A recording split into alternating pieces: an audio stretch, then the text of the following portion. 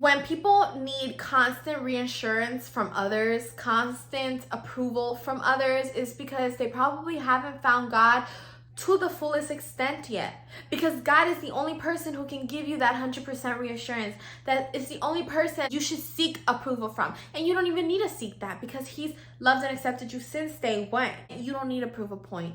You don't need to feel accepted or want to get accepted or question yourself or work hard just to buy something that's going to make you fit in, because you fit into God's heart and that's it. And you shouldn't have to feel pressured to do or seek anything or anyone else. Little things go a long way. Just any little like adjustment you can do on your day-to-day basis, anything that you can anytime you can just allocate to talking to God, it's just gonna bring you one step closer to Him. And that's genuinely what I've done. Hey y'all, welcome back to another video, and if you're new here, welcome to my channel. So I know by the time I'm posting this video, it's either gonna be very late on Sunday night or it might be on a Monday. I usually try to post all my God content on Sunday nights at 7 p.m. But today was a little different. I was really busy running errands and school and just life caught up, and it was kind of hard to record. But nevertheless, I'm still here and I still want to continue at least like my trends of posting religion content once a week. So I'm a day late, but it's never too late. So here I am. Anyways, today's video, I'm going to be talking to you guys about something I learned today at church, something that I've known for a while, but this really opened my eyes even more to it. And I wanted to share it because in today's society, I see so much of this and it's just not accurate. It's just all false. It's just all social media. And yeah, without further ado, let's go ahead and get into it. But before we get started, if y'all could like, comment, and subscribe, because we're on a road to 5K. And period. Let's get it. So one of the biggest things I want to talk to you guys today about is money. And the reason this topic sparks so much interest is because even right now in spring break, all I see are those girls walking in like Miami Beach wearing all designer stuff, and you'll hear other people who, let's say, don't have designer stuff like, wow, that girl must have so much money, or like yada yada yada. And I want to address a lot of that is false. I've seen so many nice cars, you know, park in very not nice houses, like very bad areas, very bad houses. I've seen girls who, you know, claim they have money and have nice purses, get into a car that's like breaking down. And I know everyone's case scenario is different. You know, technically that girl might have money, might not have money, but it's like money is not a center of attraction. Money is not happiness. Money helps, it really does, but there's so much like misconception and so many things that people do for money that it ends up taking them out of their own happiness. So I guess the best way to describe this, I'm going to give you guys a personal example because I like to kind of relate things I talk about with things that have happened to me, not just things that I hear about. So I remember when I was 18, I bought my dream car. I had like sold brownies and I had my own little baking business in high school, and I saved enough money to buy my dream car. And after I bought my car, I bought a purse. And at 18 years old, I did think like money, money, money, money. You know, I was going through that phase. You know, I see a lot of the girls on Instagram and they have all these nice and designer things, and I'm like, okay, well, I guess if I want to be popping like them, that's the same things I need to buy. And that was such the wrong mentality, okay? Because here I am, 18 years old, little me, in a Mercedes-Benz, Louis Vuitton bag, Gucci glasses. I mean, I had bought myself like the whole designer wardrobe, everything designer. Yet on Valentine's Day, I was sitting in my car bawling my eyes out because, you know, I wanted a better connection with my family and like other personal things that were going on. And at this age I am right now, I'm just like, money is not happiness. You know, I've had it all, and I was still like really battling depression and just other things. So I really wanted to make that clear and get that point across. Yes, money helps solve a lot of problems, you know, because guess what? If my dog was sick right now and I have the money to fix whatever problem it is that she has, it's going to make me happy knowing that I can keep my dog happy and healthy. But wasting money on just designer things. And I still have designer things, and I'm not trying to say that they're not nice, because I'm sure y'all are like, oh, Patricia, please, like, if you could have a shopping spree, you would take it.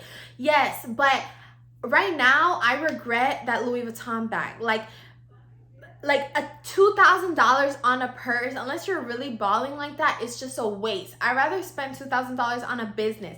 And the point here that I'm trying to make this connection through God is because today at church, the pastor was saying how a lot of times we seek we seek approval, we seek reassurance from people, and we code ourselves with these materialistic things. We code ourselves by driving a nice car, thinking that that's a representation of who we are. We code ourselves with designer, thinking that that's a representation of who we've become, of how hard we've worked, how successful we've made ourselves. And that is so inaccurate. You can be successful, you can have pride, you can be happy with a simple Walmart bag, with a Nissan, with a Ford. You don't need BMW, you don't need Mercedes-Benz, you don't need Louis Vuitton, you don't need all these extra things. And from someone who's had it all and still was very unhappy with herself, take this advice. Genuinely understand and take this advice, that wearing all these designer things doesn't mean anything. I've seen girls in designers and they come home crying. I was one of them. I've seen girls driving the nicest cars and have nothing going for themselves.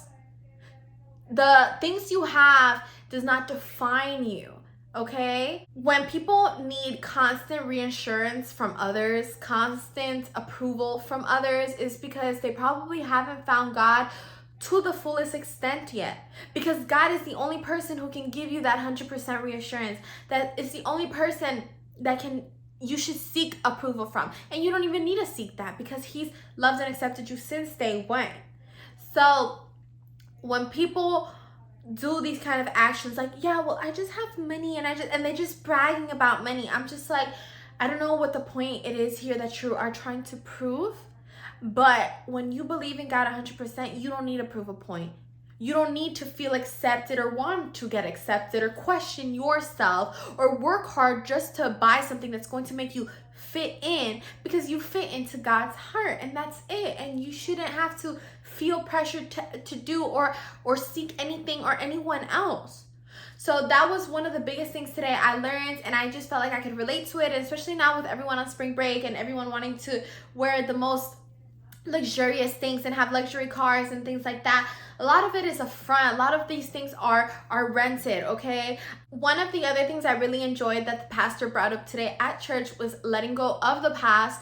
So if this was you in the past, like it was me, you have to let it go. You have to let go of that fake, like, social media, the things that, you think meant a lot. You have to let it go. You have to focus on your present.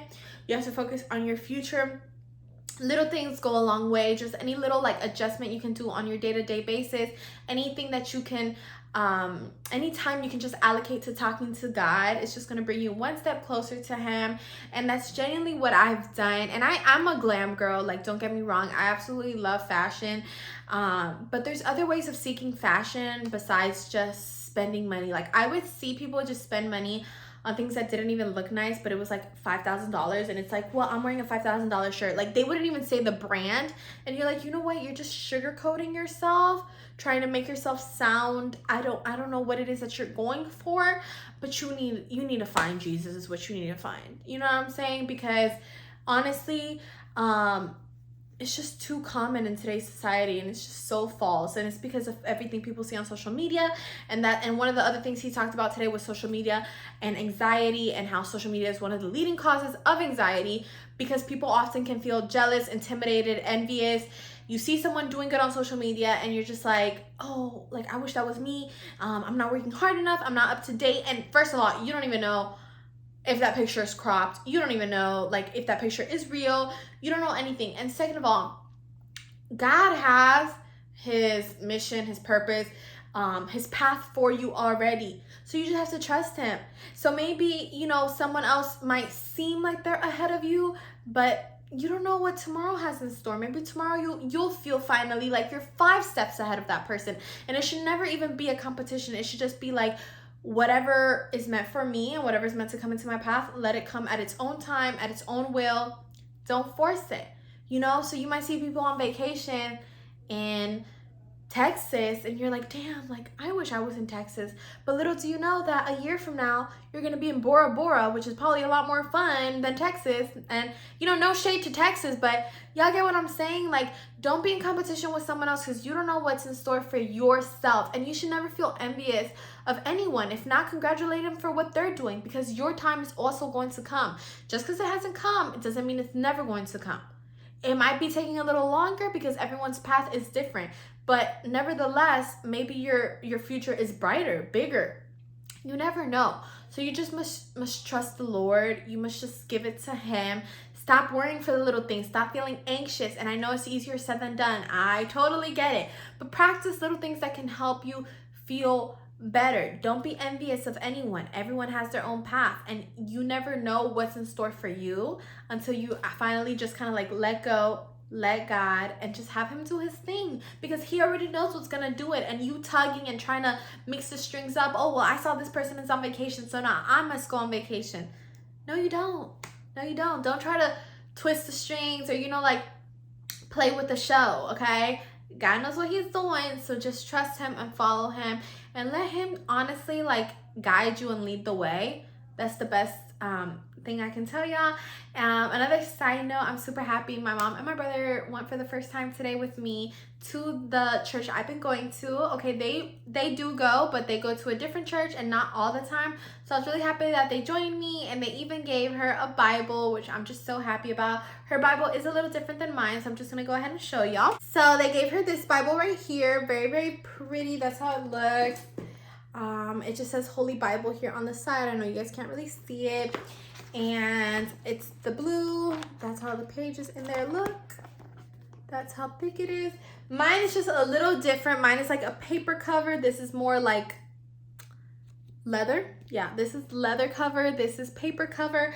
I love my Bible though, because it's like this was the first Bible and the first time I ever really like understood a Bible. This was the first Bible that was given to me when I first started going to church. So this just has like more sentimental value. My mom was like, we can switch Bibles or take my Bible, because she already has a Bible too.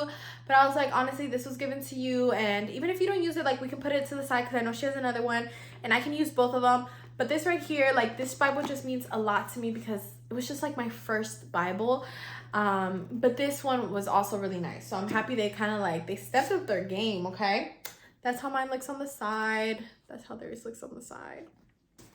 Yeah, this is very, very pretty. I was like, ooh, you got the bougie one. You got the leather one. You got the bougie one.